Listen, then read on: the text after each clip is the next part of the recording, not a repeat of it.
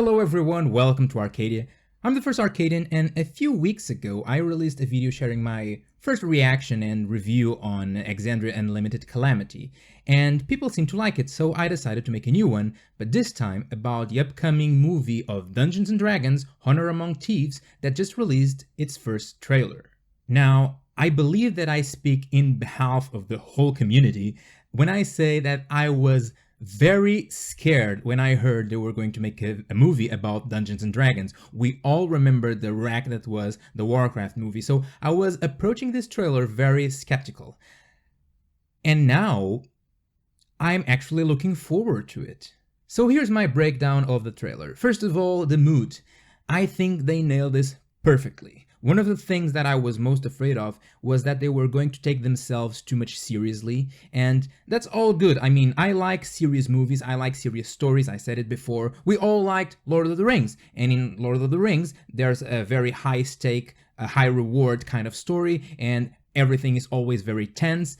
That is a kind of story that I actually enjoy quite a lot, but I was kind of afraid they were going to do that for Dungeons & Dragons because, especially considering nowadays the age of cinema that we live today, I think that those kind of movies are not as well received, and I think that the way this trailer went, it transpired an emotion much similar to, Thor Ragnarok kind of stuff, and I think that would resonate much better with people wanting to watch the movie. And not only that, but I think it somehow also translates a little bit of the emotion that goes on at the table. That fun, that joy of playing a role-playing game and going adventuring, but at the same time, cracking jokes all the time with your friends. I think that is very evocative of the environment that you live at the table, so I like that very much. The monsters were also a positive point for me. We saw a lot of iconic D&D monsters such as the Displacer Beast, the Gelatinous Cube. We also saw a dragon that I really didn't understand what it was, if it was supposed to be a wyvern, but it kind of has legs. It looks also like a metallic dragon, but its anatomy is unlike any metallic dragon that I can recall. So maybe a brass dragon, I don't know, those are quite different. But the one that surprised me the most was actually the black dragon in the beginning, and I felt kind of proud watching it too, because, it would be much easier or much more, let's say, cinematic to portray a red dragon firing that red blazing breath onto the army below, but instead they chose to go with the black dragon, and they stayed very faithful to what the monster is in the monster manual.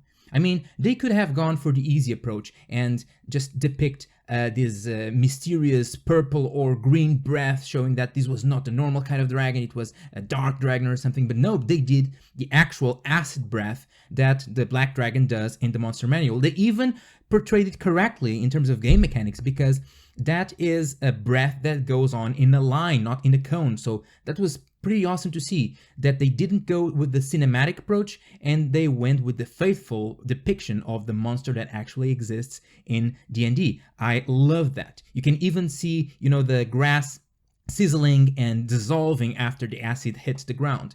And that was not the only monster, it was the one that struck me the most. We also saw a mimic that was just excellent. We saw probably the world's fattest red dragon. So I was really happy with everything. And the cast also seems very solid. Chris Pine and Michelle Rodriguez was a pair that I didn't know I needed. At least judging from the trailer, I think their chemistry was awesome, and I can't wait to see them on screen and see what kind of jokes they crack on each other. I love the better discuss this over a drink. Yeah, let's go to the pub. That was awesome. We didn't see much of the other characters yet, but I'm sure that they're going to be really cool as well. I really like the tiefling. The actress is just stunning, and I'm also very curious to see what kind of dynamic she brings to the table with everyone else. I really like that moment when she goes to the leader of her party and says, "So, what's your job here? You make plans that fail." That was pretty cool. The only thing that I would improve maybe is that her depiction of a tiefling, which is really not her fault. I think that She basically looks like a human with horns, and I would like to see more tiefling-esque aspects, especially if we consider all the lore surrounding the tieflings, the fact that they are kind of discriminated, that people cast them aside because of their connection to the devilish planes. I think that I would like better, just a slightly different skin color or bigger horns. I know she has a tail, but that's just a minor improvement that I would suggest if I was, involved in the production. Other than that, I think that we have a movie that is set for success. The only thing that really annoyed me, and I know that a lot of people also pointed this out, was the fact that the druid beast shaped into an owlbear, and that's not really how it works. And though I think that the owlbear looks amazing, I would have liked for, that part of the rules also become consistent. I can understand the need for them to do that because, again, it needs to be cinematic. It needs to be impressive for people to go watch it at the movies. And the owlbear, just for its uniqueness and weirdness, is a monster that can, make people curious to go see the movie. I can understand that. But at the same time, they could have made some other thing. I don't know. It's just maybe we are going too far on the criticism here. And I think that everything that the trailer has shown us so far really prompts the movie for success, which is way much more than I was expecting in the beginning. So in terms of my first impression of the trailer, I think it's amazing, and it actually flipped upside down my expectation for this movie, which is really impressive to do in today's day and age. Let's talk about the environment surrounding the movie now, because I think that this movie can be a great thing for Dungeons & Dragons moving forward. I mean, I know that Critical Role is the biggest behemoth in D&D in recent history, and a lot of people started playing because of it. However, I get the feeling, and I could be wrong, I get the feeling that people who start playing D&D because they watched Critical Role are already the people that would be predisposed to play Dungeons & Dragons one way or the other. And so though it's awesome that Critical Role is bringing new people into the game, I think that the biggest contributor to pull, let's say, external players, people who would normally never think 2 seconds about playing Dungeons & Dragons, this weird game that you play with dice and theater of the mind, the biggest thing that brought that kind of people into Dungeons & Dragons in recent history is actually Stranger Things, because it is a show with a much wider audience, and it just presented the game to a whole bunch of people that didn't know it even existed, and because the show had a lot of success, people started wondering, okay, what is this game that this show talks about? And that makes me kind of cringe a little bit every time, because D&D is not in Stranger Things. There's a lot of people that come to me as a DM and ask if I can run the game for them because they watched it on Stranger Things and they loved it. And that always makes me go, wait, you loved it? How? The game isn't even barely on the show. They just mentioned it in the first episode or two, or something like that.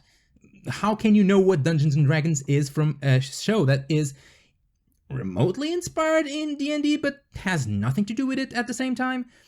And eventually those people end up playing with me, and most of them end up actually enjoying the game. But they always say that the expectation that they had is very different from what they ended up getting. It's like they were hoping to play Stranger Things and they ended up playing Lord of the Rings, which is cool, but it is a mismatch in expectations. So I think that this movie can become a thing that I can point towards when people ask me what is D&D. I just can say, that's the movie. That's the kind of thing that you live through in the game, and that's the kind of mood that is generated around at the table. And that is why I also think that the movie is going to hit that sweet spot in mood so well, because it actually translates a lot of things that happen at the table. It has that Guardians of the Galaxy vibe that is really good, because a lot of people have been saying for years now that Guardians of the Galaxy looks like if the Avengers are playing an actual D&D game and making new characters from themselves. So people already recognize that Guardians of the Galaxy has the right mood for D&D. So if this movie is going to try to emulate that, I think it can really become the beacon, the lighthouse that I can point towards to when people ask me what D&D is. I can just say, it's that. That's what you leave at the table. And that is why, not only because of the quality that I now think the movie is going to have, but also because of this, I really want this movie to succeed. I think that it can bring great things for us D&D players. It can enhance the number of players that we have at our disposal to play with, and that's always a good thing. And it can really be a positive thing for D&D in general. So I really hope it succeeds.